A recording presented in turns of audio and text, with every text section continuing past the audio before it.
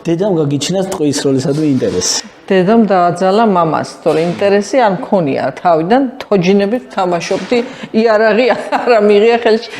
მაგრამ რა თქმა უნდა, მამა რომ იყო ამ სახეობაში შაბული, მაგიტომ მოხდა რომ მეც დავიწყე ამ სახეობაში ვარჯიში, მაგრამ მამის როლი ახლა რო გითხრათ, მე ბავშვობიდან, აი რაც ეხლა თქვი, მართლა პატარა როდესაც ვიყავი, მამა სულ შეკრებებზე, შეჯიბრებებზე დადიოდა და ხშირად არ იყო ოჯახში.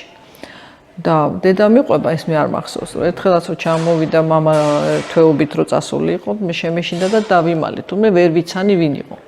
ხო, მაგრამ აი ზუსტად 12 წლის ასაკში რომ მომკიდა ხელი და წამიყვანა და მე მთელი ცხოვრება ვთქვათ ერთად უფრო ხშირად უფრო მეტ დროს უკვე მამასთან ვატარებდი და ჩვენ უკვე ისე ვიყავით რომ ხედველობითი კონტაქტი ჰქონდა და რას ფიქრობდა ან მე რას ვფიქრობდი იმ წუთში გრძნობდა და ესე უგებდით ერთმანეთს და მისი დარიგებები მთელი ცხოვრება არა მარტო მე ჩემი კონკურენტები რომლებიც აი კონკურენცია ისეთი იყო ნაკრებში საბჭოთა კავშირის რომ ძალიან ძლიერი გუნდი იყო და კონკურენცია ძალიან დიდი იყო, მაგრამ მისი დარიგებები მეც მადგებოდა და ჩემი კონკურენტებს ისე შეეროდათ მისი პატიოსნების, მისი წესრიგიანობის, რომ მიდიოდნენ და რჩევებს ეკითხებოდნენ. ეს უნდა დაიმსახურო ადამიანმა, ხო?